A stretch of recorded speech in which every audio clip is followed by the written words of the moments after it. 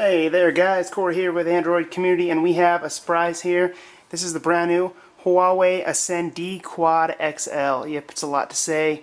Essentially this is the Ascend D quad-core smartphone from Huawei, except this is the XL version, which has a much larger battery. The original, which is still fairly new and available parts of Europe, not quite here in the US, comes with an 1800 milliamp battery. This quad-core smartphone has a 2600 milliamp hour battery, so pretty large, all in a small, 4.5 inch screen package. So let's go ahead and pull it out of the box here and show you what we have here.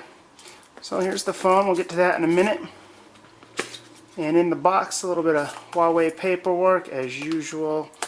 They have a bunch of nice white cords here for us, fancy little headset, and then the wall adapter. Pretty small, I like it, but pretty simple in the box here. This is again the Huawei Ascend D Quad, the XL version. So it doesn't work here quite in the US, but we do have a couple of AT&T T-Mobile SIM cards will work with this phone. But set that aside and show you the actual device, and here it is. At first attempt of using this phone here, it definitely has a good feel to it, but it kind of reminds me of the Droid Incredible 2 just a little bit. It's got a nice soft, or kind of a textured back here, and then obviously you can see this 8 megapixel camera on the rear. But to run down the specs here, this is the Huawei Ascend D Quad XL with a 1.2 gigahertz quad-core processor. It is a Cortex A9. It's Huawei's own in-house processor, so no Tegra 3 here, no Samsung processor. This is Huawei's own quad-core. So, and then we have 1 gig of RAM with 8 gigabytes of internal storage with the SD slot in the back. There is another version with 16 built-in storage. And then in the screen here, we have a 4.5 inch 1280 by 720p HD screen, Android 4.04 ice cream sandwich. We have a 1.3 front-facing camera, nice little red accent here for the speaker grill, and then as you curve it around, we have that 8 megapixel with dual LED flash camera on the rear, and again that nice coating. It's got Dolby Digital Plus, which is one of a few phones to have that with the speaker here, but it's not stereo. It's going to come out that one port. As far as everything else here, we have the 3.5 headphone jack on the top. Wow. We have the power wake button here. As you curve around, we have the volume rocker, pretty simple, and then over on this side is that micro USB for charging. So overall, pretty simple.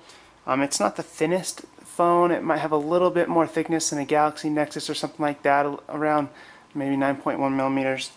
And then the back is extremely difficult to get off here.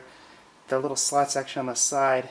But once you yank off the back, as you can see here, the SIM slot, micro SD for expanded storage, and then the battery is kind of unique. It's got this little cover on it, and it's not actually removable, the battery. So it's kind of built in, or they've just covered it so you can't mess with it, but that is a 2600 milliamp hour battery, which is pretty impressive to be so thin and in a small phone like this. So go ahead and clean up that screen a little bit and let you see what we have here. And obviously this is Huawei's unlock screen. You have unlock, go right into a message, and a couple other options there, go right into a camera. But one thing that Huawei does have here is the standard Android 4.0 ice cream sandwich build here, as you can see. Might not be extremely easy to see on screen there. Kind of get rid of that glare a little bit. And a couple of widgets, and their own little weather widget. And then down here we have just the usual standard stuff here.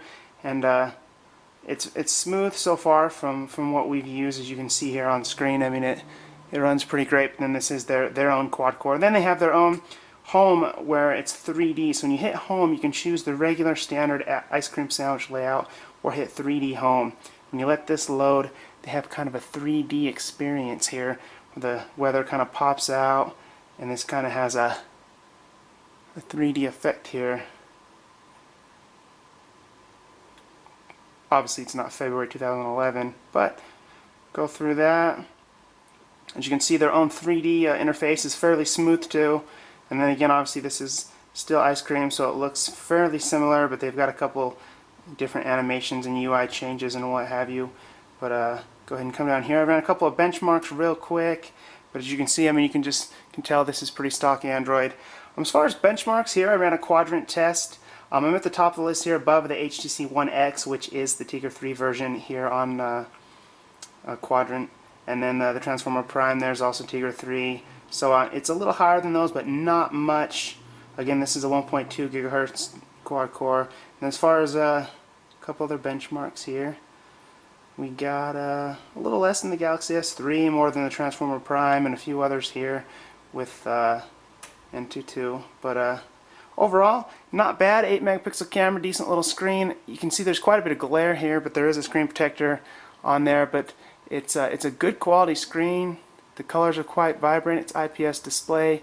So there it is, the Huawei Ascend D Quad XL quad-core phone from those folks. Stay tuned for a little bit more in-depth review, guys. Thanks for watching.